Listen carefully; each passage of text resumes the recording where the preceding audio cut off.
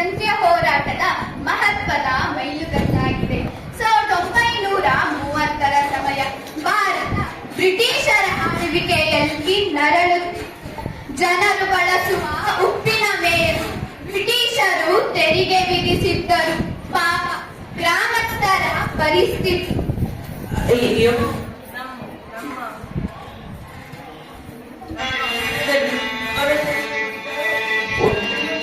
ಉಪ್ಪನ್ನು ಸ್ವತಂತ್ರವಾಗಿ ಬಳಸಲಾಗುತ್ತಿಲ್ಲವೇ? ದಿನವಿಡೀ ದುಡಿದರೂ ಹೊಟ್ಟೆ ತುಂಬ ಊಟ ಸಿಗುತ್ತಿಲ್ಲ.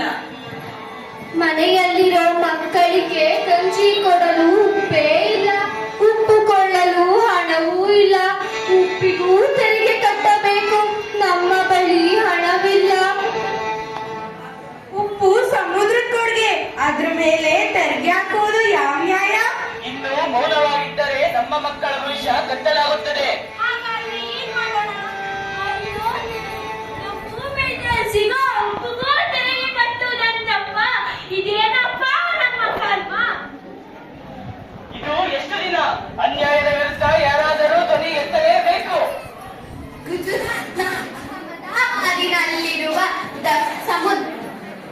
ಗುಜರಾತ್ನ ಅಹಮದಾಬಾದನಲ್ಲಿರುವ ಸಬರಮತಿ ಆಶ್ರಮವು ಕೇವಲ ಒಂದು ಕಟ್ಟಡವಲ್ಲ, ಅದು ನಮ್ಮ ಸ್ವಾತಂತ್ರ್ಯ ಸಂಗ್ರಾಮದ ಸ್ಫೂರ್ತಿಯ ಕೇಂದ್ರ. ನನ್ನ ಪ್ರೀತಿಯ ದೇಶ ಬಾಂಧವರೇ, ಇಂದು ಬ್ರಿಟಿಷರು ನಮ್ಮ ಅನ್ನಕ್ಕೆ ರುಚಿ ನೀಡುವ ಉಪ್ಪಿನ ಮೇಲೂ ತೆರಿಗೆ ವಿಧಿಸಿದ್ದಾರೆ. ಇದು ನಮ್ಮ ಸ್ವಾಭಿಮಾನಕ್ಕೆ ಮಾಡಿದ ಅವಮಾನ, ದೊಡ್ಡ ಅನ್ಯಾಯ. ಒಂದು ದೇಶದ ಜನರಿಗೆ ಉಪ್ಪಿನ ಮೇಲೂ ತೆರಿಗೆ ವಿಧಿಸುವುದು ದೊಡ್ಡ ಅಪರಾಧ. ನಿಮ್ಮ ಆದೇಶಕ್ಕಾಗಿ ನಾವು ಕಾಯುತ್ತಿದ್ದೇವೆ. ನಾವು ಅಹಿಂಸೆಯ ದಾರಿ ಹಿಡಿಯುವುದಿಲ್ಲ. ಸತ್ಯ ಮತ್ತು ಅಹಿಂಸೆಯೇ ನಮ್ಮ ಆಯುಧ. ಬಾಪೂಜಿ, ದೇಶದ ಪ್ರತಿಯೊಬ್ಬ ಭಾರತೀಯ ನಿಮ್ಮ ಜೊತೆಗಿದ್ದಾರೆ. ಏನು ಮಾಡಬೇಕು ಬಾಪೂಜಿ? ನಾವು ಸಬರಮತಿಯಿಂದ ದಂಡೆಯವರೆಗೆ ಕಾಲ್ನಡಿಗೆಯಲ್ಲಿ ಹೋಗಿ ಸಮುದ್ರದ ನೀರಿನಿಂದ ಉಪ್ಪನ್ನು ತಯಾರಿಸಿ ಬ್ರಿಟಿಷರ ಅನ್ಯಾಯದ ಕಾಯ್ದೆಯನ್ನು ಮುರಿಯುತ್ತೇವೆ. ನಾವು ಬರುತ್ತೇವೆ, ನಾವು ಬರುತ್ತೇವೆ. ಇಡೀ ಭಾರತ ನಿಮ್ಮ ಹಿಂದೆ ನಿಂತಿದೆ ಬಾಪೂಜಿ. ಆದರೆ ಈ ಹೋರಾಟದಲ್ಲಿ ಯಾರೂ ಕೋಪಗೊಳ್ಳಬಾರದು, ಯಾರನ್ನು ಹೊಡೆಯಬಾರದು. ನಿಮ್ಮ ಮಾತನ್ನು ಪಾಲಿಸುತ್ತೇವೆ ಬಾಪೂಜಿ.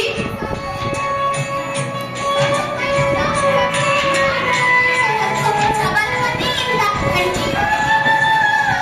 ಕಿಲೋಮೀಟರ್ ಯಾತ್ರೆ ಆರಂಭವಾಯಿತು. ಮಾತರಂ! ಇನ್ಕಿಲಾಬ್! ಜಿಂದಾಬಾದ್! ಭಾರತ ಮಾತೆಗೆ ಜೈ! ವಂದೇ! ಮಾತರಂ! ಇನ್ಕಿಲಾಬ್! ಜಿಂದಾಬಾದ್! ಭಾರತ ಮಾತೆಗೆ ಜೈ! 390 ಕಿಲೋಮೀಟರ್ ದೂರದ ಅಗಲಿಗೆ ಸಾವಿರಾರು ಜನರು ಗಾಂಧೀಜಿಯೊಡನೆ ನಡೆದರು.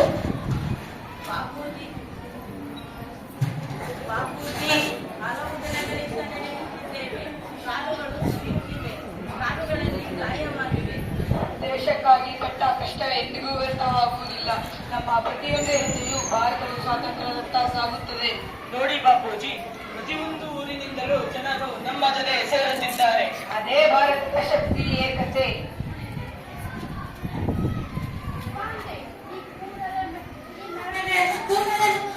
ಇದು ಬ್ರಿಟಿಷ್ ಸರ್ಕಾರದ ವಿರುದ್ಧದ ಕಾನೂನು ಉಲ್ಲಂಘಿಸಿದೆ. ಅನ್ಯಾಯದ ಕಾನೂನನ್ನು ಉಲ್ಲಂಘಿಸುವುದು ಅಪರಾಧವಲ್ಲ, ಅದು ನಮ್ಮ ಹಕ್ಕು. ನಿಮ್ಮನ್ನು ಬಂಧಿಸಲಾಗುತ್ತದೆ. ನನ್ನನ್ನು ಬಂಧಿಸಬಹುದು, ಆದರೆ ಭಾರತದ ಸ್ವಾತಂತ್ರ್ಯದ ಕನಸನ್ನು ಬಂಧಿಸಲು ಸಾಧ್ಯವಿಲ್ಲ. ಯಾವ ಶಕ್ತಿಯೂ ಉಳಿಯುವುದಿಲ್ಲ. ನೀವು ಸರ್ಕಾರದ ವಿರುದ್ಧ ಜನರನ್ನು ಪ್ರಚೋದಿಸುತ್ತಿದ್ದೇವೆ. ನಾನು ಜನರಿಗೆ ಸತ್ಯವನ್ನೇ ಹೇಳಿದ್ದೇನೆ. ಸಮುದ್ರ ಒಂದು ದೇವರು ಕೊಟ್ಟಿದ್ದಾನೆ, ಅದರ ಉಪ್ಪಿನ ಮೇಲೆ ನಿಮ್ಮ ಅಧಿಕಾರವಿಲ್ಲ. ನೀವು ಬಂಧಿತರಾಗಿದ್ದೇವೆ. ನನ್ನ ದೇಹವನ್ನು ಬಂಧಿಸಬಹುದು, ಆದರೆ ನನ್ನ ಆತ್ಮವನ್ನಲ್ಲ. ಬಾಪೂಜಿಗೆ ಜೈ! ಬಾಪೂಜಿಗೆ ಜೈ! 24 ದಿನಗಳ ಕಾಲ ನಡೆದ ನಂತರ ಗಾಂಧೀಜಿಯವರು ದಂಡಿ ಸಮುದ್ರ ತೀರವನ್ನು ತಲುಪಿದರು. ಈ ಒಂದು ಹಿಡಿ ಉಪ್ಪಿನ ಮೂಲಕ ಬ್ರಿಟಿಷರ ಅನ್ಯಾಯದ ಉಪ್ಪಿನ ಕಾಯ್ದೆಯನ್ನು ನಾನು ಉಲ್ಲಂಘಿಸುತ್ತೇನೆ.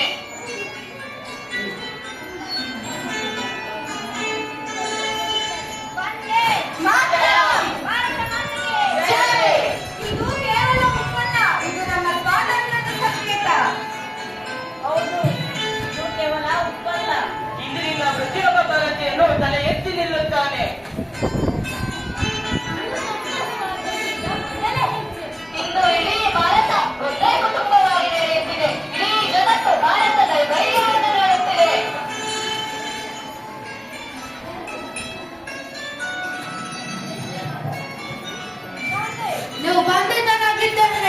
ನಾನು ಸಂತೋಷದಿಂದ ಬಂಧನ ಸ್ವೀಕರಿಸುತ್ತೇನೆ, ಆದರೆ ಈ ಹೋರಾಟ ನಿಲ್ಲುವುದಿಲ್ಲ.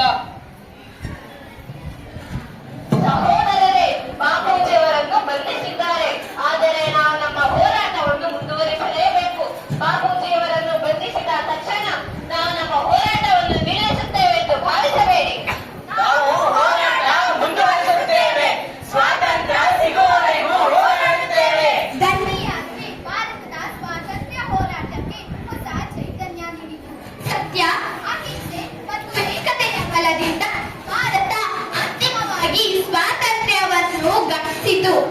ನೀವು ನೋಡಲು ಬಯಸುವ ಬದಲಾವಣೆ ಮೊದಲು ನಿಮ್ಮಿಂದಲೇ ಆರಂಭವಾಗಬೇಕು. ವಂದೇ ಮಾತರಂ. ಭಾರತ ಮಾತೆಗೆ ಜೈ.